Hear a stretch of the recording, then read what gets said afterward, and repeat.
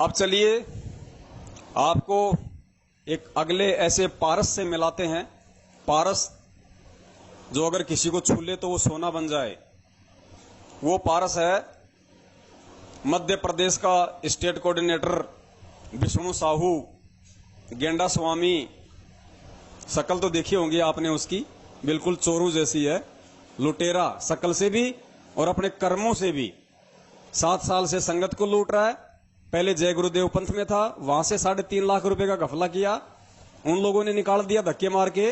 फिर किसी बैंक में नौकरी करता था, वहां गफलतबाजी कर दी, वहां धक्के मार के निकाल दिया। फिर अब संत रामपाल जी महाराज जी से जुड़ गया।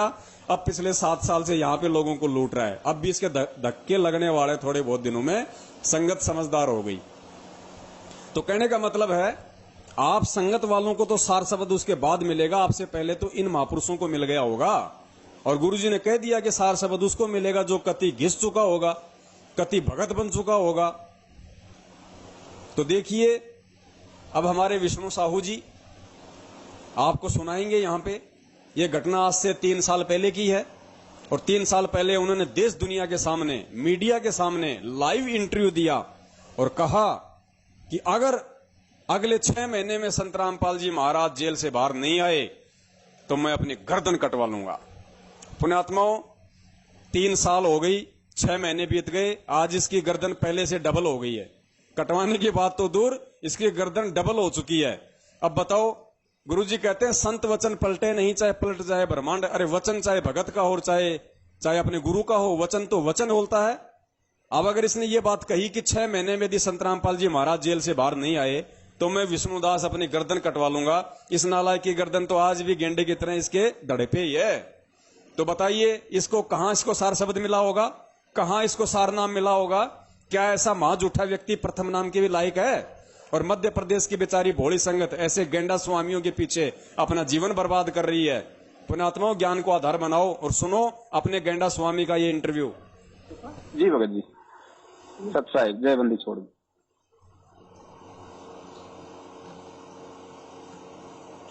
और हमारे साथ भी ऐसा ही हुआ। हमारे गुरुजी ने हमारे गुरुजी ने यहाँ पर सबको बोला था, जितने भी संत महंत आचार्य है देश के अंदर विदेश के अंदर, सबको बोला कि आओ, अगर आप परमात्मा का कोई भी जानते हो तो मुझसे ज्ञान चर्चा करो। हमारे खुलासा किया, शास्त्र में बताया कि देखो यहाँ पर परमात्मा ऐसे मिलेगा, इस विधि से मिलेगा, और आप लोग जो कर रहे हो गलत साधना कर रहे हो, आओ मुझसे शास्त्र करो। कोई भी गुरुजी शास्त्र करने को तैयार नहीं हुआ और उनकी दुकान बंद होते नजर आने लगी। सारे जितने भी संत महंत के अनुयायी थे वो इनको छोड़कर हमारे गुरु से नाम दीक्षा लेने लगे। तो उन्होंने एक षड्यंत्र बनाकर एक सोची समझी साजिश के तहत हरियाणा सरकार के साथ मिलकर हमारे गुरुजी को षड्यंत्र के तहत जेल में डाल दिया गया। मगर फिर भी हम बोले कि परमात्मा है, परमात्मा में लीला करते हैं। और हम ये आपको गारंटी के साथ बोल सकते हैं कि हमारे सदगुरु जी आने वाले 5 से 6 महीने में जेल से बाहर आ जाएंगे और न्याय तो दास अपनी गर्दन कटवा देंगे। मूर्ख संगत तो जयकारा ऐसा लगाती है जैसे किसी नेता का लगा रही हो। इनको कुछ नहीं पता सामने वाला क्या बोल रहा है, क्या नहीं बोल रहा है, बस जयकारा लगा दो भेड़ बकरियों की तरह खींच के। तो ये आपने सुने मध्य प्रदेश के भामा साहब, मध्य प्रदेश के चीफ मिनिस्टर विष्णुदास जी उर्फ गेंडा स्वामी, जिन्होंने 3 साल पहले कहा था कि अगर 6 महीने में गुरुजी नहीं आए तो मैं अपनी गर्दन कटवा लूंगा। जाके देख लेना, आज इसकी गर्दन सुरक्षित है। अर्थात ये अपने वचन का पक्का नहीं है, और जो अपने वचन का पक्का नहीं, जो अपने शब्दों पे नहीं टिक सकता, वो भगत नहीं हो सकता। और जो भगत नहीं हो सकता उसको कभी भी सार नाम या सार शब्द सौपन में भी नहीं मिल सकता। तो मध्य प्रदेश के भगत भाई बहनों, समझो और समझाओ अन्य भाई बहनों को जो गफलत में जी रहे हैं, जो अभी नए नए नाम लेके बेचारे भोले बने बैठे हैं, उनको भी समझाओ, ये पुण्य कमाओ। वर्तमान में यही सबसे बड़ी सेवा है, इससे बड़ी और कोई सेवा नहीं है।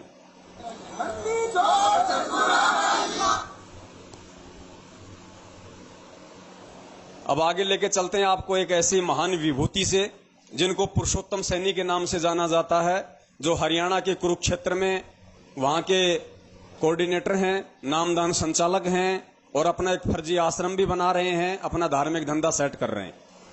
उनका एक छोटा सा इंटरव्यू आपको सुनाते हैं 2014 का बरवाला कांड का। क्यों पहले तो ये बन रहे थे वहां पे सलमान खान, भक्तों को हाथों में दे दे के डंडे, वहां इन्होंने आर्मी तैयार कर दी। और जैसे ही वहां पे पुलिस प्रशासन ने धावा बोला और सबकी जब पुलिस वालों ने धोती कर दी गीली, और जब भाई साहब ने देखा कि अब कहीं ठोस ठिकाना नहीं है, तो भाई साहब जी भेष बदल के वो अपना सफेद कुर्ता पजामा छोड़ के और बिल्कुल अपना जेंटलमैन बन के पता नहीं किसकी बाथरूमों में जाके किसकी बेचारे की पैंट उठाई, किसी की शर्ट उठाई, किसी के जूते उठाए और बन के बाबू और आश्रम से बाहर निकलने की कोशिश कर रहा था। और जैसे ही पकड़ा गया पुलिस वालों ने जैसे ही पकड़ा तुरंत वो मीडिया वाला आ गया और मीडिया वाला ने इसको पहचान लिया और मीडिया वाले ने इसको कहा कि ये देखो अभी एक और नया अभी एक आया है पुलिस की पकड़ में, नाम बताया पुरुषोत्तम सैनी। तो बोला साहब आप कहां से आए हो, कौन हो? तो पुरुषोत्तम सैनी साहब क्या बोल रहे हैं, जो एक दिन पहले भक्तों को कमांडो बना रहे थे, भक्तों को पुलिस वालों से लड़ने के लिए तैयार कर रहे थे, मरने मारने की बातें कर रहे थे, अब वो भेष बदल के जैसे पकड़ा गया और इंटरव्यू में पूछा मीडिया वाले ने, तो भाई साहब क्या कह रहे हैं पता है? भाई साहब कह रहे हैं कि मैं तो सरकार का और संत रामपाल जी महाराज का समझौता करवाने के लिए आया था, मेरा कोई रोल नहीं है किसी प्रकार का, मैं तो रामपाल बाबा का और सरकार का समझौता करवाने के लिए आया था। अब ये देखो ये चौधरी बन के आया, अब ये चौधरी बन रहा है, अब ये सरपंच बन रहा है, समझौता कराने का ठेका ले रहा है। और एक दिन पहले, क्योंकि हम भी तो वही मौजूद थे, हमें पता है ना वहां पे कौन कौन अपना अपना रंग जमा रहा था। उस समय तो ये दादा बन रहा था वहां पे, मर जाएंगे, मार देंगे, कोई आश्रम को हाथ तो लगा के दिखा दे, ये कर दे, वो कर दे। और जब पकड़ा गया, जब इसको लगा कि अब पुलिस वालों ने बिल्कुल डंडे को तेल पिला रखा है और अब वो तेल वो तुम्हारे ऊपर उतारेंगे, तो कह रहा है कि मैं तो साहब सरकार का और बाबा रामपाल का समझौता कराने आया था। अब पुण्यात्मा वो ऐसे मां झूठे, ऐसे दोगले, ऐसे गुरु गद्दार जो खुद अपने गुरु को आश्रम में छोड़ के भगोड़ा बन रहा है, आश्रम से फरार होने की कोशिश कर रहा है और खुद मतलब अपने आप को गुरु जी का भगत भी नहीं बता रहा। वो कह रहा है मैं तो सरकार का बाबा रामपाल का समझौता कराने आया था। ऐसे गुरु गद्दार आज पुण्यात्माओं इस संगत के ऊपर अपना दोष जमा के बैठे हैं, इस संगत को अपने घर की गुलाम बना के बैठे हैं ये लोग। और ये गलती इन लोगों की नहीं अकेले की, ये आप लोगों की है, बराबर की गलती है। आप लोग भेड़ बकरी बन के रहना चाहते हैं, ये आपकी कमजोरी है। और जब तक आप लोग जागोगे नहीं, जब तक आप लोग सच को जानोगे नहीं, पहचानोगे नहीं, आवाज नहीं उठाओगे, संघर्ष नहीं करोगे, इन गधों से सवाल नहीं करोगे, ये आपका ऐसे ही दोहन करेंगे, ये लोग आपका ऐसे ही शोषण करेंगे और कर रहे हैं। सुनिए वीडियो।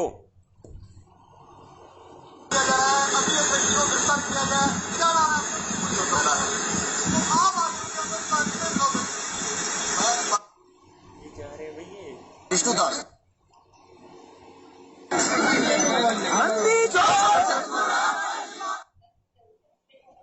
सुनना, मीडिया वाला कह रहा है कि अभी अभी और पकड़ा गया है, फिर नाम पूछ रहा है।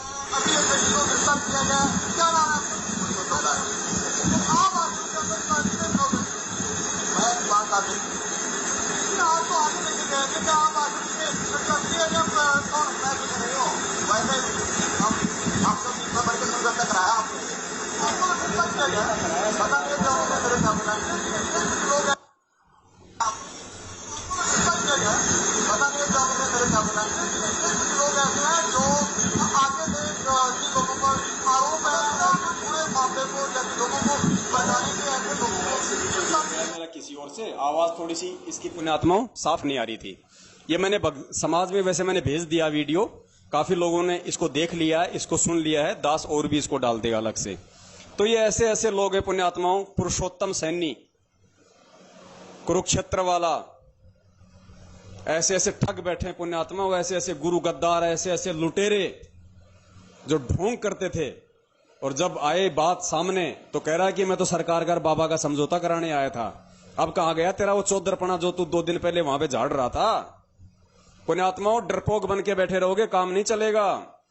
देखो हमारी आमने सामने की लड़ाई नहीं है, हम लोग गाली गलौज से नहीं लड़ सकते, हम लोग डंडे और पत्थरों से नहीं लड़ सकते, हम लोग मार पिटाई नहीं कर सकते, ये हमारे उसूलों में नहीं, ये हमारे खून में नहीं, ये हमारे गुरु का आदेश नहीं।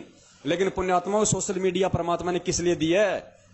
सोशल मीडिया पे जम के बरसाओ ये ऑडियो वीडियो, जम के लोगों को सच्चाई बताओ। अब डरने का समय नहीं है, लोगों को सच बताने का समय है भाई। अगर ऐसे डरे रहोगे, ऐसे बैठे रहोगे, अभी भी इतने प्रमाण देखने के बाद भी अगर सोचोगे कि कुछ और मिल जाए, कुछ और मिल जाए, जिंदगी में नहीं मिल जाएगा, तुम्हारा समय निकल जाएगा, सब कुछ बर्बाद हो जाएगा फिर।